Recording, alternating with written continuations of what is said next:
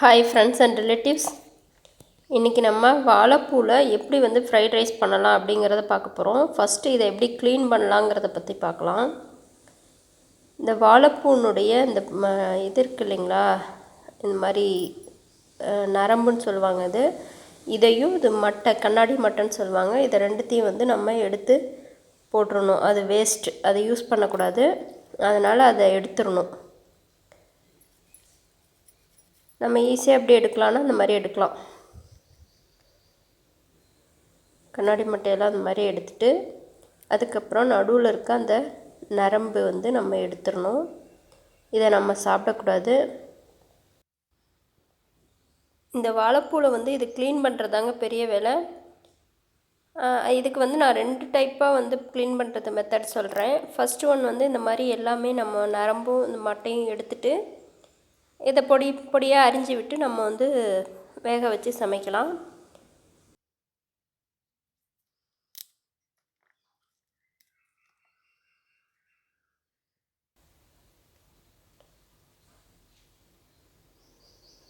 அதுக்கப்புறம் நான் இன்னொரு மெத்தட் சொல்கிறேன், இதை எப்படி க்ளீன் பண்ணலாங்கிறதுக்கு.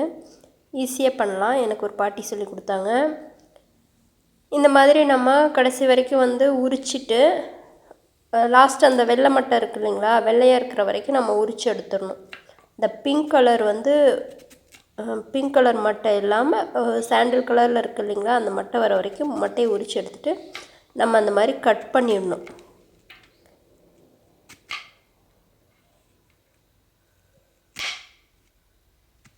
பாருங்கள், அந்த மாதிரி கட் பண்ணும் போதே உங்களுக்கு தெரியும் அந்த நரம்பு வெட்டுப்படாமல் நமக்கு நரம்பு அப்படியே கத்தியில் வந்துடும்.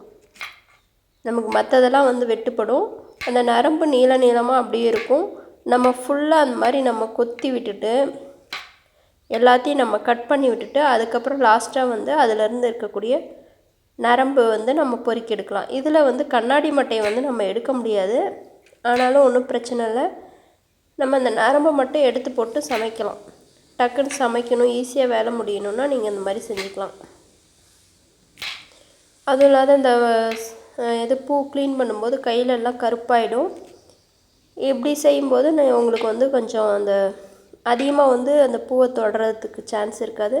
லாஸ்ட்டாக அந்த பொறுக்கும்போது மட்டும் நம்ம கோகனட் ஆயில் கையில் அப்ளை பண்ணிவிட்டு நம்ம பொறுக்கி எடுத்துகிட்டு உடனே கல்லுப்பு சோப்பெல்லாம் போட்டு கை கழுவிட்டோம்னா நமக்கு அந்த பிளாக்காக இருக்காது. கையில் இந்த பால் பிடிச்சிருக்கும், அது விட்டுரும். இந்த மாதிரி நம்ம கொத்தி விட்டுருக்கலாம்.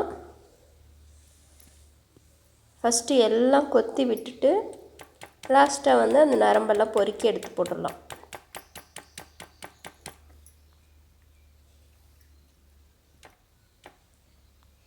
ஏன்னா வாழைப்பூவில் க்ளீன் பண்ணுறது ரொம்ப பெரிய வேலை.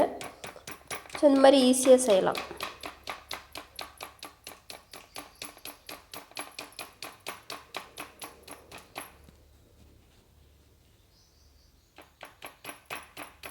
இந்த நரம்பெல்லாம் பாருங்கள், நீளமாக அப்படியே இருக்குது.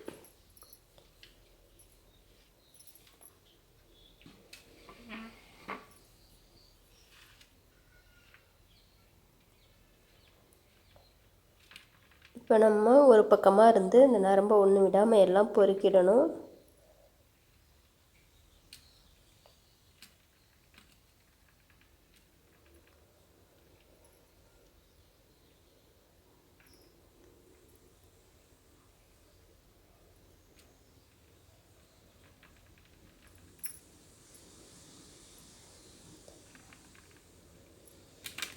இந்த மாதிரி இதெல்லாம் வேஸ்டேஜுங்க, இதெல்லாம் பொறுக்கி போட்டு நம்ம இதோட கொஞ்சம் கல்லுப்பு சேர்த்து ஃபஸ்ட்டு கொஞ்சமாக தண்ணி விட்டு நல்லா பிசைஞ்சு விட்டோம்னா அதில் இருக்கக்கூடிய பால் எல்லாம் வந்துடும். ஏன்னா சில பூ துவர்க்கும். அதனால் இந்த மாதிரி நம்ம எடுத்துட்டோம்னா நமக்கு துவர்ப்பே இருக்காது. சில பூலாம் துவக்கும், நல்லா கசக்கும், அந்த மாதிரி இருக்காது. இந்த மாதிரி நம்ம கசக்கி எடுத்துட்டோம்னா அந்த பாலெல்லாம் வந்துடும். அதுக்கப்புறம் நம்ம பூவை மட்டும் நல்லா மஞ்சள் பொடியும் உப்பும் போட்டு வேக வச்சுட்டு அதுக்கப்புறம் சமைச்சிடலாம்.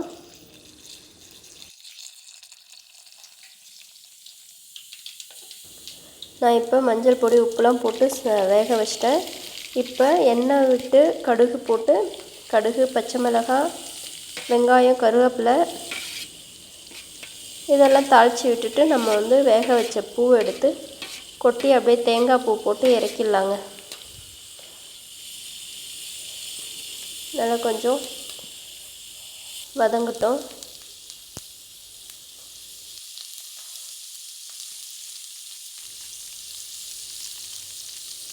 சால்ட்டு கொஞ்சம் வெங்காயம், பச்சை மிளகாய் வதங்கிறதுக்காக கொஞ்சம் சால்ட்டு போட்டுக்கலாம்.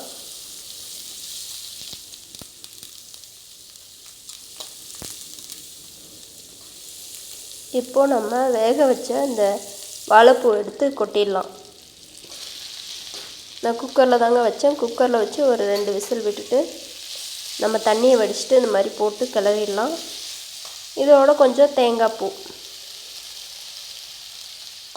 தேங்காய் திருவனதை போட்டு அதுக்கப்புறம் நம்ம சாதம் வடித்த சாதத்தை போட்டு இந்த மாதிரி கிளறிட்டோம்னா நல்லா ஃப்ரைட் ரைஸ் நல்லாயிருக்கும். இது வாழைப்பூ பிடிக்காது, சாப்பிட மாட்டாங்க அப்படின்லாம் இல்லை, நல்லா டேஸ்ட்டாக இருக்கும் பாருங்கள். ஸோ ஒரு டைம் வந்து செஞ்சு பாருங்கள். ஓகே, வீடியோ வாட்ச் பண்ணதுக்கு தேங்க்யூ.